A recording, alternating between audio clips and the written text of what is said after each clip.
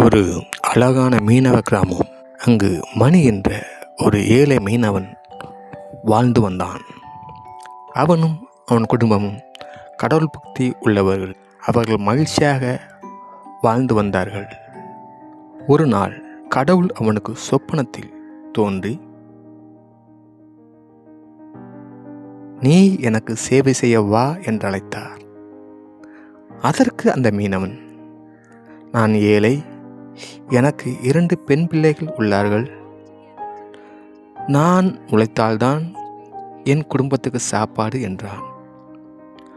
ஆனாலும் கடவுள் தன்னுடைய முடிவை மாற்றிக்கொள்ளவில்லை. நீ எனக்கு சேவை செய்ய வா என்பதுடன் தன்னுடைய வார்த்தையை முடித்துவிட்டார். அவன் அந்த காரியத்தை தன்னுடைய மனைவியிடம் தெரிவித்தான். முதலில் மனைவி மறுத்தாலும் பின்பு இது கடவுளுடைய காரியம் என்பதால் சம்மதித்தாள். மணி மீன்பிடி தொழிலை விட்டுவிட்டு காத்திருந்தான். காலங்கள் கடந்தன. வறுமை அவனை வாட்டி எடுத்தது. மீன்பிடிக்கும் காலத்தின் நினைவுகள் தூண்டிவிட்டன. அவன் கடவுள் சொல்லுக்கு உறுதியாய் தன்னை அர்ப்பணித்திருந்தான். அவனிடம் வரும் மனிதர்களுக்கு கடவுளை பற்றி உபதேசித்து கொண்டு இருந்தது அவனுக்கு சந்தோஷமாய் இருந்தன. காலங்கள் வருடங்களை கடத்தி சென்றது. வயதும் ஆகிவிட்டது. பிள்ளைகளும் பெரியவர்களாக வளர்ந்து விட்டார்கள். மணி தன் நம்பிக்கையை இழக்காமல் ஜெபம் செய்திருந்தான்.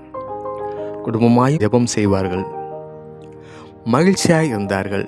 ஆம், ஏழையின் சிரிப்பில் இறைவனை காண முடிந்தது. மீண்டும் கடவுள் அவனிடம் சொப்பனத்தில் தோன்றி, நீ எனக்காக காத்திருந்த காலம் முடியப் போகிறது. நீ எனக்கு சேவை செய்யும் காலம் துவங்கப் போகிறது. அந்த காலத்திற்கு அடையாளம் என்னவென்றால், இந்த சூரியன் மறைந்துவிடும். அதாவது இந்த சூரியன் மறைந்துவிடும், மேற்கிலிருந்து ஒரு அருணோதயம் தோன்றும் என்றார். அப்பொழுது உன்மேல் தென்றல் காத்து வீசும். நீ எனக்காக மீன்களை பிடிப்பாய் என்றார். கடவுள் அவனிடம் பேசியது அந்த நாள் 16/2/23. அவனுக்கு ஒரே குழப்பம். சூரியன் மேற்கில் மறைவது இயல்புதானே, ஆனால் மேற்கிலிருந்து அருணோதயம் தோன்றும் என்றாரே, அது எப்படி முடியும்? அது எப்படி சாத்தியம்? அது என்ன என்று சிந்தித்தான். அர்த்தத்தை கண்டுகொண்டான். கடவுளால் கூடாத காரியம் ஒன்றுமே இல்லை. அந்த சூரியன் மறைந்து அருணோதயம் தோன்றும் என்று கடவுள் சொன்ன அந்த நாள் இந்த 2026 ஏப்ரலில் தான் என்பதை கண்டுகொண்டான். அதனுடைய அர்த்தத்தையும் அவன் புரிந்து கொண்டான். ஆம், கடவுளால் கூடாத காரியம் ஒன்றுமே இல்லை. உங்களுக்கு புரிகிறதா?